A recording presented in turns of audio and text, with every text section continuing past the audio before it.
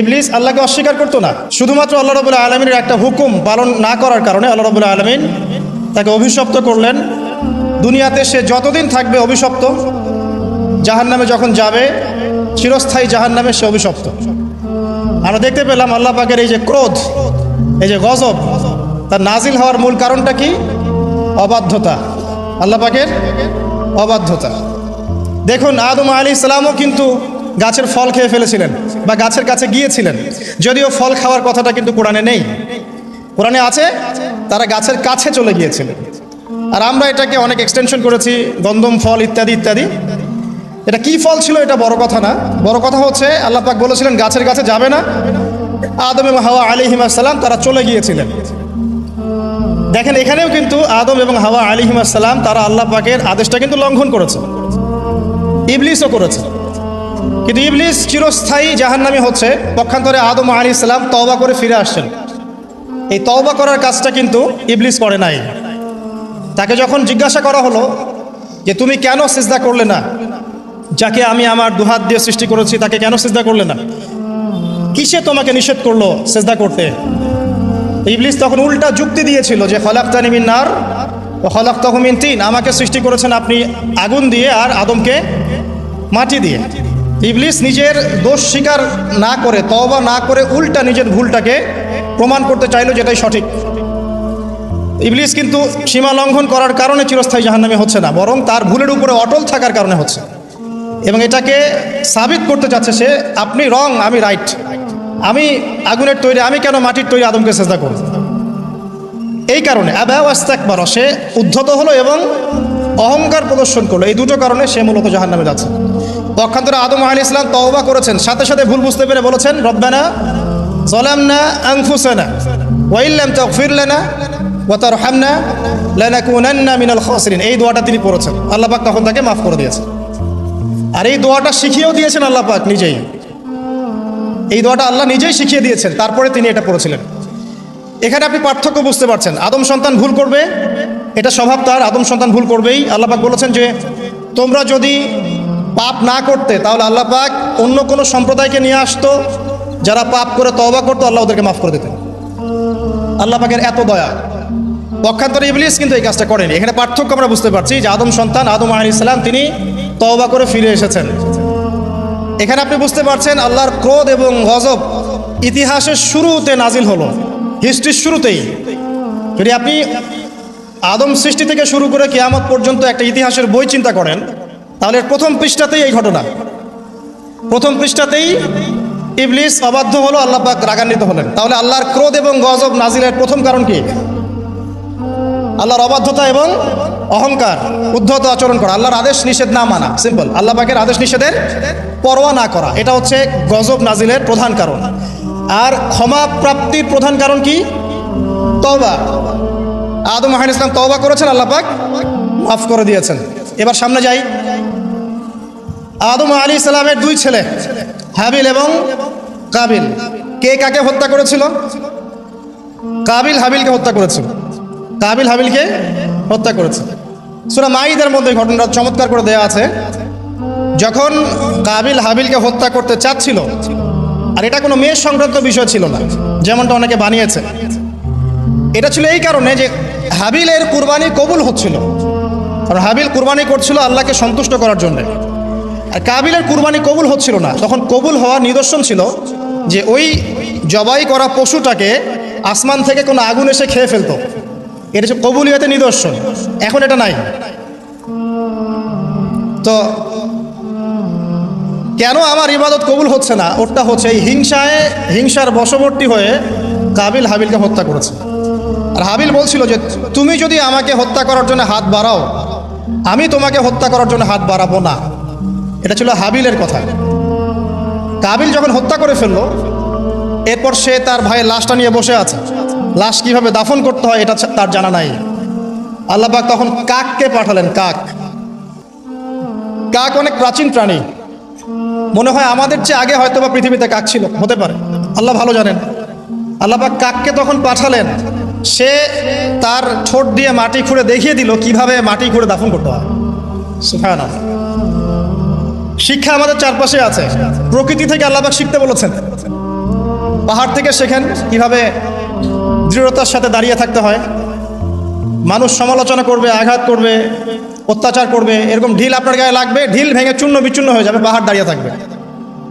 সমুদ্রের কাছ থেকে শেখেন বড় মন, আকাশের কাছ থেকে শেখেন, পাখির কাছ থেকে শেখেন। এগুলো কিন্তু কোরআনেই আছে, আমি বানিয়ে বলছি না। আল্লাহ পাক প্রকৃতি থেকে শিখতে বলেছেন এবং সফর করতে বলেছেন। ওয়াসিরু ফিল আরদ, তোমরা জমিনে সফর করো বেশি বেশি। যুব সমাজকে এখন বলবো যে আপনারা এই ডিভাইসে এডিক্টেড না হয়ে ঘোরেন, দেশটা ঘুরে দেখেন, জেলা জেলায় ঘোরেন, সফর করেন, ঘোরেন। এতে করে আপনাদের মাইন্ড ফ্রেশ হবে, ডিভাইস এডিকশন কম হবে, আল্লাহ নিদর্শনগুলো দেখবেন, শিখতে পারবেন। আল্লাহ বলেছেন জমিনে ছড়িয়ে পড়ো, বিচরণ করো এবং ভ্রমণ করো, দেখো আল্লাহ পাকের নিদর্শনগুলো দেখো। ফানজুর কাইফা কানা আকিবাতুল মুকাযযিবিন, এবং লক্ষ্য করে দেখো যে আল্লাহর বিধানকে অস্বীকারীদের কি পরিণতি হয়েছিল। তো এখানে দেখেন দ্বিতীয় অ্যাক্সিডেন্টটা হচ্ছে কি, খুন, ভাই ভাইকে হত্যা করছে। আর এই হাবিল কাবিলের এই সুন্নত কিন্তু এখন পর্যন্ত চলমান আছে। দেখবেন ভাই ভাইয়ের শত্রু এখন, ধর্মীয় ক্ষেত্রেও, পলিটিক্যাল ক্ষেত্রেও, গ্লোবাল ক্ষেত্রেও ভাই ভাইয়ের শত্রু। খ্রিস্টান দুইটা কান্ট্রি লড়াই করছে, দেখবেন দুটাই খ্রিস্টান। মুসলিম দুটা কান্ট্রি লড়াই করছে, দুটাই মুসলিম। মুসলিম দুটা পলিটিক্যাল দল লড়াই করছে, দুটাই মুসলিম। মুসলিম দুইজন ধর্মীয় আলোচক বা ধর্মীয় আলেম একে অপরের বিরুদ্ধে লেগে আছে, সবাই মুসলিম। হাবিল কাবিলের সুন্নত। এখানে আমাদেরকে হতে হবে কি, কাবিল না হাবিল? হাবিল। তুমি যদি আমাকে হত্যা করার জন্য হাত বাড়াও, আমি তোমাকে হত্যা করার জন্য হাত বাড়াবো না।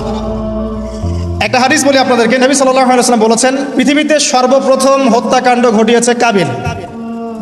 এই কারণে পৃথিবীতে কিয়ামত পর্যন্ত যত মানুষ খুন হবে সমস্ত এই পাপের একটা একটা করে অংশ কাবিলের আমলনামায় যুক্ত হবে।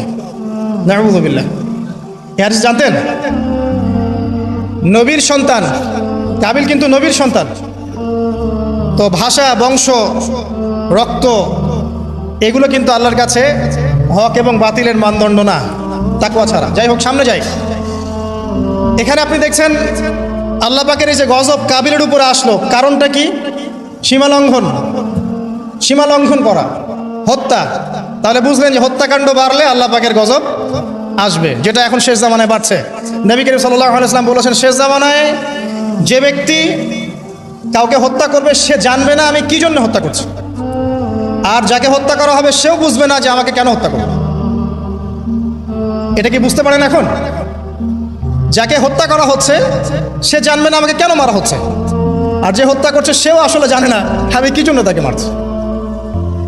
আর নবী সাল্লাল্লাহু আলাইহি ওয়াসাল্লাম বলেছেন কিয়ামতের অন্যতম বড় সাইন হচ্ছে হারাজ বৃদ্ধি পাবে। হারাজ। সাহাবীরা জিজ্ঞাসা করলেন হারাজ কি ইয়া রাসূলুল্লাহ? তিনি বলেন প্রচুর হত্যাকাণ্ড, প্রচুর হত্যাকাণ্ড। এমনও ইনসিডেন্ট ঘটবে যে সোনার পাহাড়কে নিয়ে মারামারি হবে, যুদ্ধ হবে।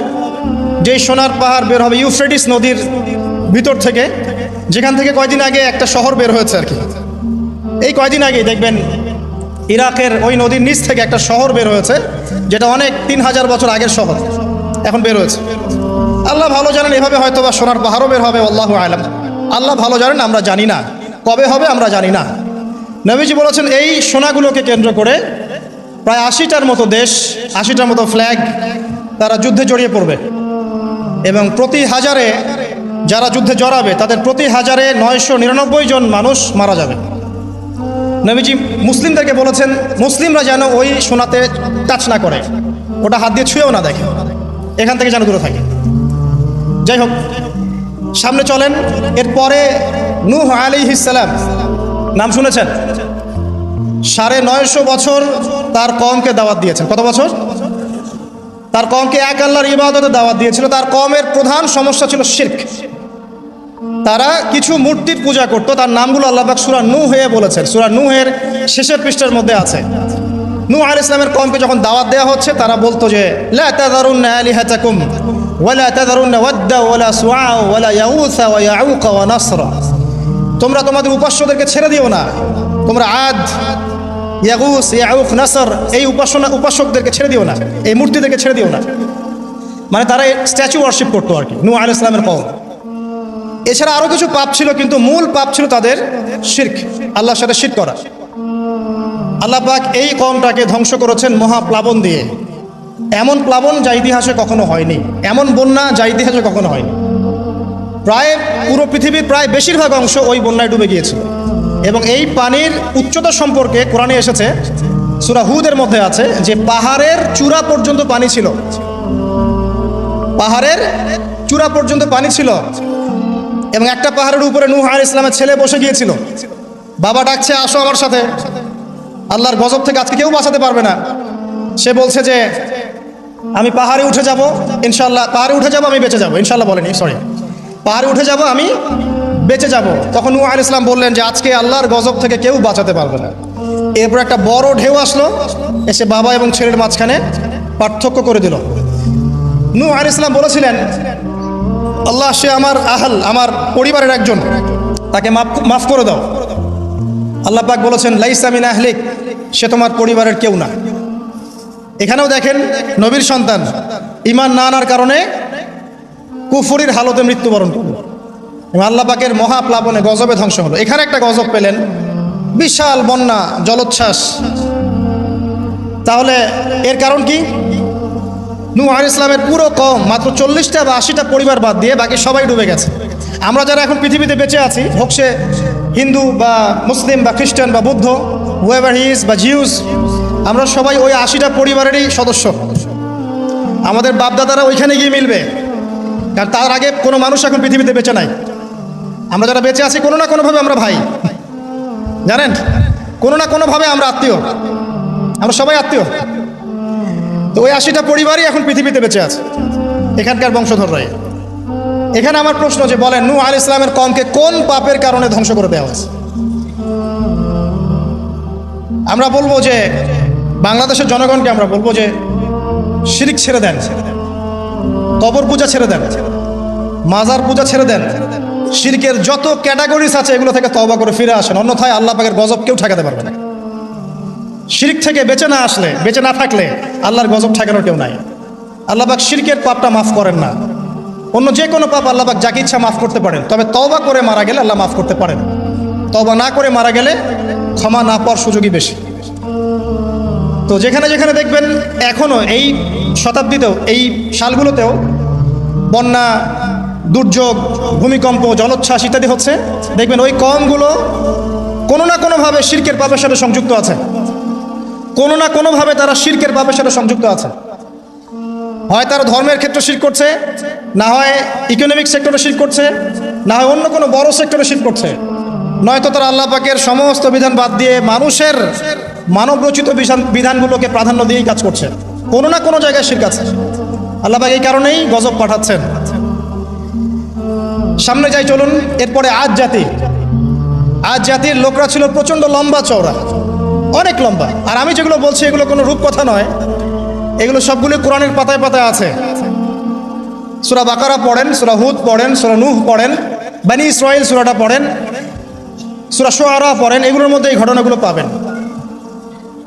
একটা ছোট্ট সূরা আছে সূরা কমার, সূরা রহমানের ঠিক ইমিডিয়েট সূরাটা। এই সূরাটা যদি বাসায় গিয়ে পড়েন দেখবেন এখানে এই সব জাতিগুলোর বর্ণনা দেওয়া আছে খুব সংক্ষিপ্ত আকারে। আদ জাতির লোকেরা অনেক লম্বা চওড়া ছিল, প্রচণ্ড শক্তিশালী। তো তারা ইয়েমেন, হাদরামাউত এই জায়গায় বসবাস করত, পাহাড় কেটে বাড়ি নির্মাণ করত। তাদের কাছে আল্লাহ পাক হুদ আলাইহিস সালামকে পাঠালেন। তাদেরও প্রধান পাপ ছিল শিরক, দ্বিতীয়ত আরও কিছু পাপ ছিল। এক নম্বর, অহেতুক বিনা কারণেই তারা অনেক উঁচু উঁচু সৌধ নির্মাণ করত, এটা কোরআনে আছে। অহেতুক বিনা কারণে, দুনিয়ার চাকচিক্যের কারণে উঁচু উঁচু অট্টালিকা এবং সৌধ নির্মাণ করত, যেগুলো অপচয় ছিল, অপচয়। এবং তারা মানুষকে প্রচণ্ড প্রহার করত। ওয়াইদা বাতাসতুম জাব্বারিন, আল্লাহ পাক কোরআনে বলেছেন যখন তোমরা কাউকে মারো প্রচণ্ড রকম কঠিন মারো। এই মায়ের সিস্টেম এখনো আছে সব জায়গাতেই। মানুষকে প্রচণ্ড নির্মমভাবে তারা মারত এবং উঁচু উঁচু সৌধ নির্মাণ করত, শিরক করত। এবং একটা কথা বলতো, যখন হুদ আলাইহিস সালাম দাওয়াত দিতেন তখন একটা কথা বলতো, মান আশাদ্দু মিন্না কুওয়া। এই কথাটা ফেরাউন যেমন বলতো আনা রাব্বুকুমুল আ'লা, এরকম আজ জাতি বলতো মান আশাদ্দু মিন্না কুওয়া, আমাদের চেয়ে শক্তিশালী আর কে আছে, আমাদের চেয়ে শক্তিশালী আর কে আছে। এখনকার বিশ্বে এমন কথা মানুষ বলে না, আমাদের চেয়ে বড় শক্তি আর কে আছে। আমরা সুপার পাওয়ার, এরাও বলতো মান আশাদ্দু মিন্না কুওয়া।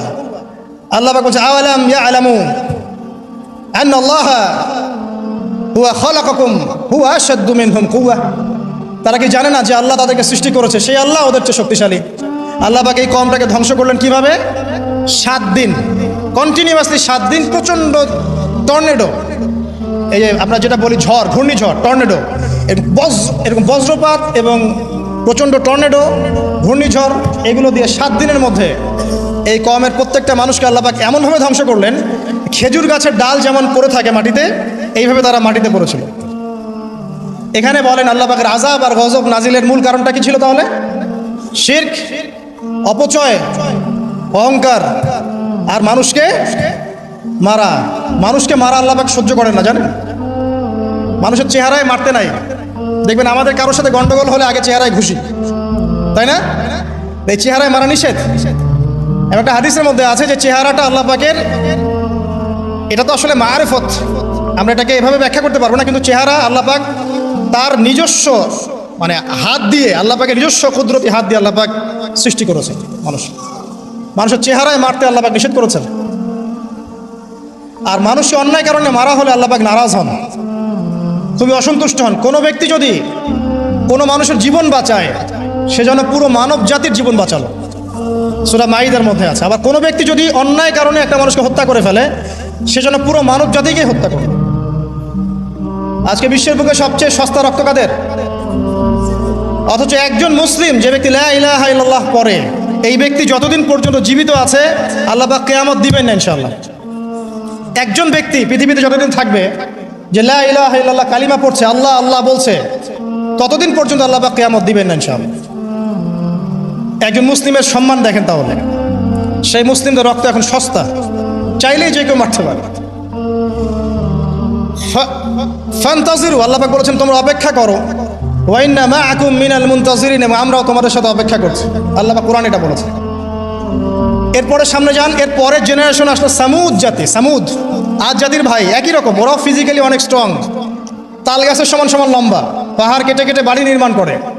এরাও শিরক করলো এবং একটা স্পেশাল পাপ করলো। সেটা কি?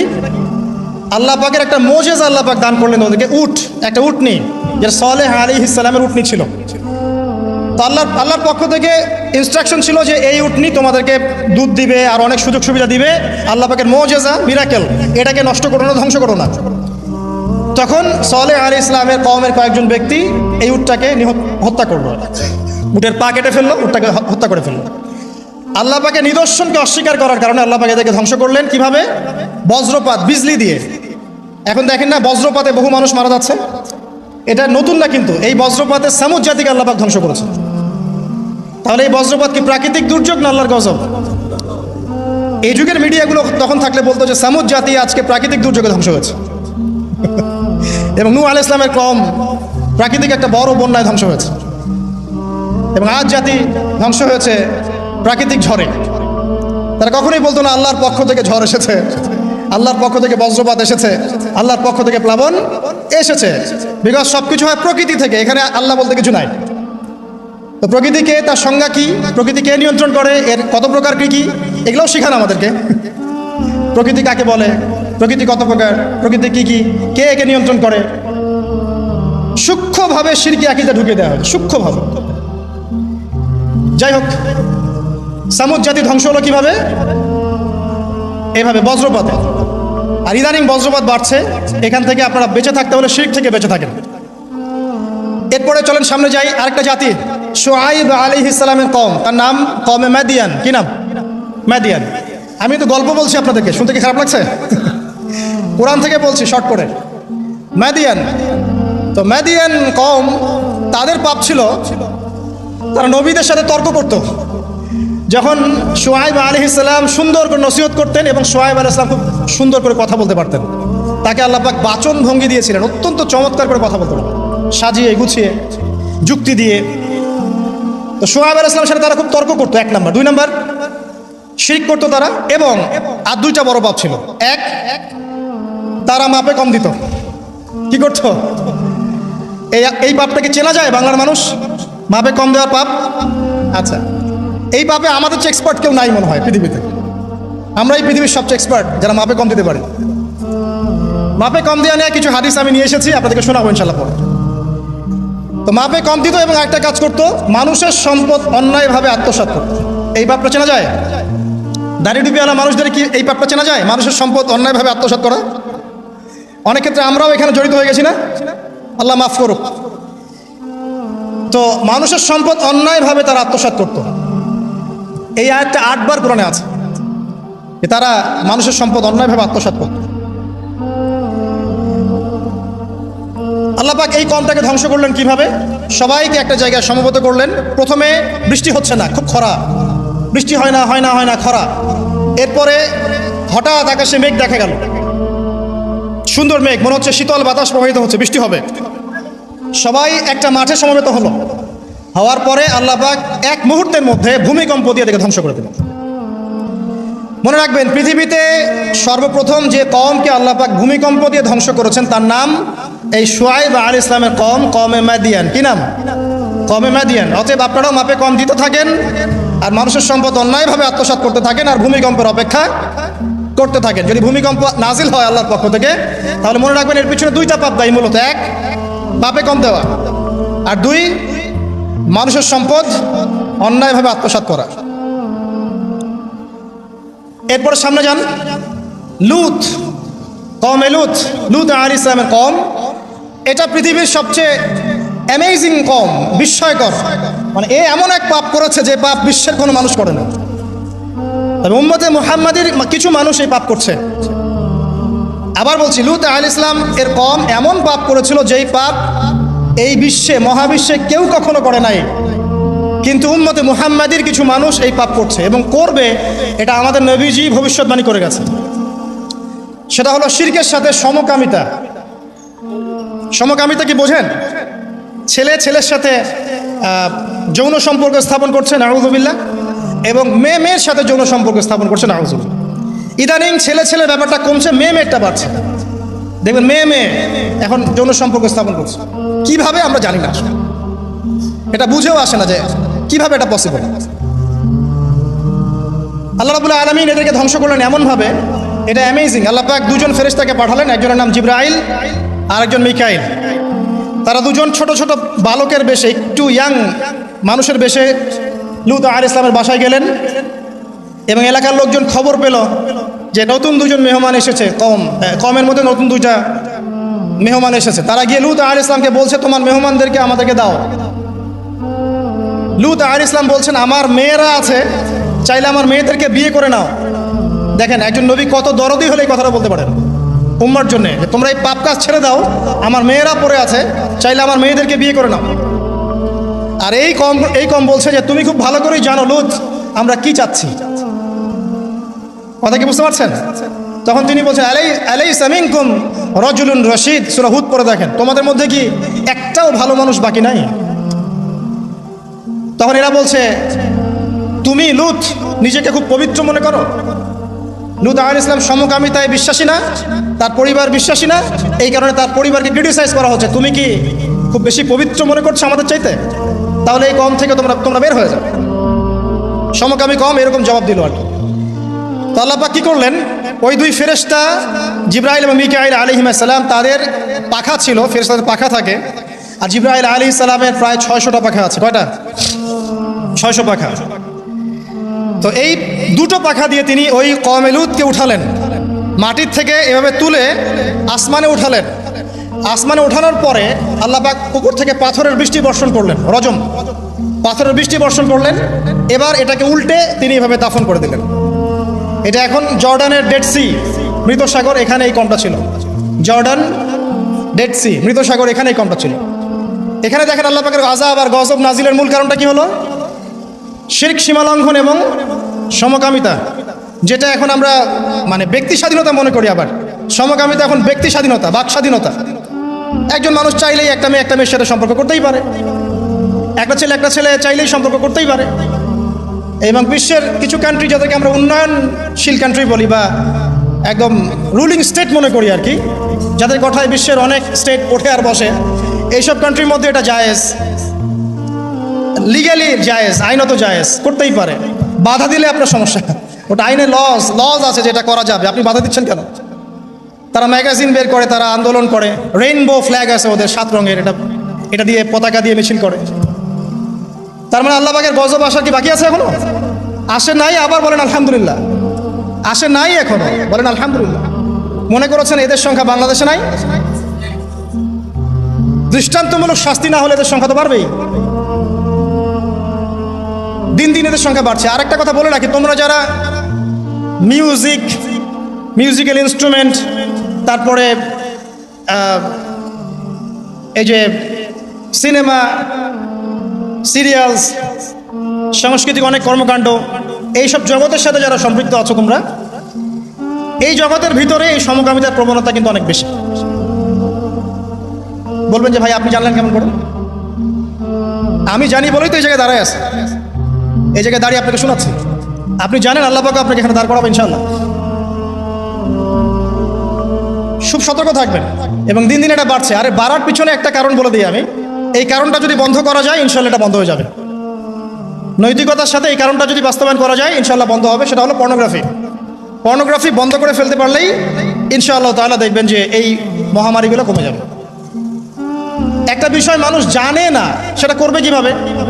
আর যখন জানানো হচ্ছে যে এটা আসলে করা যায়, এটাও এমন, তখন তো মানুষ জানবে ও এটাও আছে, এটাও তাহলে করা যায়।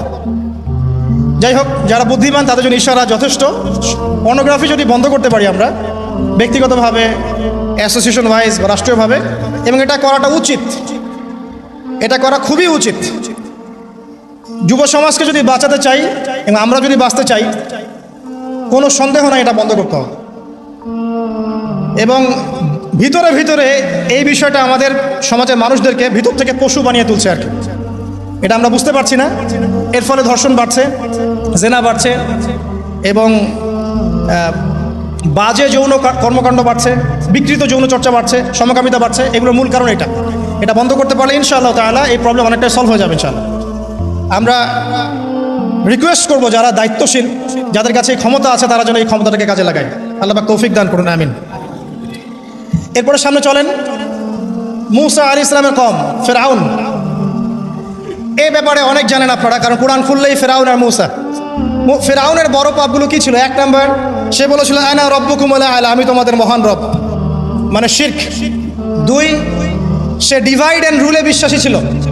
বনু ইসরাইলকে সে দাসে পরিণত করেছিল এবং তাদেরকে বিভিন্ন ছোট ছোট দলে উপদলে বিভক্ত করে শাসন করত। 2, 3 নাম্বার, মানুষ হত্যা করত, পুত্র সন্তানদেরকে হত্যা করত, কন্যা সন্তানদেরকে জীবিত রাখত, উদ্ধত আচরণ করত, সীমালঙ্ঘন করত। এমনকি ফিরআউন সম্পর্কে আল্লাহ পাক বলেছেন যে সে এই জমিনের বুকে সবচেয়ে বড় সীমালঙ্ঘনকারী ছিল। আর একটা তার গর্ব ছিল, সেটা হচ্ছে তার সেনাবাহিনী। ফিরআউনের সবচেয়ে বড় গর্বের বিষয় ছিল তার সেনাবাহিনী। সে মনে করতো যে আমার মতো ফোর্স পৃথিবীতে কারো নাই, আমি সুপার পাওয়ার। তো আল্লাহ রাব্বুল আলামিন কি করলেন? পুরো সেনাবাহিনী সহ ফিরআউনকে লোহিত সাগরে মুহূর্তে ডুবিয়ে মেরে দিলেন। এই যে আল্লাহ পাকের গজব চলে আসলো। কারণ কি? শিরক, সীমালঙ্ঘন করা, মানুষের উপর অত্যাচার করা। আরো সামনে আসেন ঈসা ইবনে মারইয়াম। তার কওমের কি সমস্যা? তার কওমের কিছু মানুষ তাকে হত্যা করার চেষ্টা করেছিল। আমাদের মধ্যে এক শ্রেণীর মুসলিম আছে যারা মুসলিম, নামধারী মুসলিম আছে যারা বিশ্বাস করে ঈসা ইবনে মারইয়াম মারা গেছেন, আল্লাহ পাক তাকে উঠিয়ে নেননি। এটা কি জানেন? আমাদের মধ্যে নামধারী এক শ্রেণীর মুসলিম আছে যারা বিশ্বাস করে যে ঈসা ইবনে মারইয়ামকে আল্লাহ পাক মৃত্যু দিয়ে দিয়েছেন, তিনি জীবিত নন, তিনি ফিরে আসবেন না। অথচ আল্লাহ পাক বলেছেন ওয়া মা কাতালুহু ওয়া মা সালাবুহু, ঈসা ইবনে মারইয়ামকে তারা হত্যাও করে নাই, তাকে ক্রুশবিদ্ধ করতে পারে নাই। বাল রাফাআহুল্লাহু ইলাইহি, বরং আল্লাহ পাক তাকে তার কাছে উঠিয়ে নিয়েছেন। এবং তিনি শেষ জামানায় আসবেন ইনশাআল্লাহ। তিনি জেরুজালেম থেকে সারা বিশ্ব শাসন করবেন। এবং শেষ জামানায় তিনি না আসা পর্যন্ত কিয়ামত হচ্ছে না। তো এবার আসেন এই উম্মতকে আল্লাহ পাক কি গজব দিলেন? এই গজবটা আপনি পাবেন সূরা মাইদার মধ্যে। আল্লাহ পাক এই উম্মতের মধ্যে এমন একটা গজব দিয়েছেন যে এই উম্মতের ঈসা ইবনে মারইয়ামের উম্মত যারা নাসারা, তাদের মধ্যে আল্লাহ পাক শত্রুতার বীজ বপন করে দিয়েছে। এরা এক দল আরেক দলের সাথে কিয়ামত পর্যন্ত লড়াই করতে থাকবে। এই কথাটা জানতেন? কিয়ামত পর্যন্ত ঈসা ইবনে মারইয়ামের কওম নাসারা যারা আছে, এখনকার খ্রিস্টান পশ্চিমা সভ্যতা, এরা একে অপরের বিরুদ্ধে লড়াই করতেই থাকবে। প্রথম বিশ্বযুদ্ধের ইতিহাস দেখেন, ওরাই লড়াই করছে। সেকেন্ড ওয়ার্ল্ড ওয়ার ইতিহাস দেখেন, ওরাই লড়াই করছে। এখনকার দেখেন রাশিয়া ইউক্রেন, ওরাই লড়াই করছে। ওরা কিয়ামত পর্যন্ত একে অপরের সাথে লড়াই করতে থাকবে। আল্লাহ পাক তাদের একে অপরের বিরুদ্ধে এই যে লড়াই, শত্রুতার বীজটা আল্লাহ পাক বপন করে দিয়েছেন। সূরা মাইদা পড়লে আপনি দেখবেন আল্লাহ পাক বলছেন যে যখন তারা যুদ্ধের আগুন নিভিয়ে ফেলতে চাইবে, আমি সেটা আবার জ্বালিয়ে দিব। সুবহানাল্লাহ। কারণ ওদের হাতেই এই জামানায় বেশিরভাগ মানুষ মুসলিমের রক্ত ঝরেছে। আল্লাহ পাকের আযাব এটা, আর এই আযাব আল্লাহর পক্ষ থেকে এসেছে। তো এইভাবে আপনি যদি হিস্ট্রি ঘাটেন দেখবেন প্রত্যেক যুগে যুগে আল্লাহ রাব্বুল আলামিন নির্দিষ্ট কিছু পাপের জন্য আল্লাহর পক্ষ থেকে শাস্তি, আযাব এবং গজব পাঠিয়েছেন। একটা কওমকে ধ্বংস করেছেন, আবার একটা কওমকে নিয়ে এসেছেন, তাকে সুযোগ দিয়েছেন, সে যখন আবার সীমা লঙ্ঘন করেছে তাকে ধ্বংস করেছেন, আবার নতুন কওম নিয়ে এসেছেন। এই সিলসিলা চলতেই আছে। সর্বশেষ নবী মুহাম্মদুর রাসূলুল্লাহ সাল্লাল্লাহু আলাইহি ওয়াসাল্লাম, এখন বলেন তার কওম পুরোপুরি ধ্বংস হয়নি কেন? আমাদের এই কওম পুরোপুরি একবারে ধ্বংস হয়ে যায়নি কেন? আদ, সামুদ, নূহের মতো। উত্তর, নবী করিম সাল্লাল্লাহু আলাইহি ওয়াসাল্লামের দোয়া। নবী করিম সাল্লাল্লাহু আলাইহি ওয়াসাল্লাম দোয়া করেছিলেন আল্লাহর কাছে, আল্লাহ আমার কওমকে একবারে ধ্বংস করে দিও না। আল্লাহ পাক কবুল করেছেন। একটা দোয়া আছে সুপারিশ, শাফাআত, যে এই উম্মতের কোনো ব্যক্তি যদি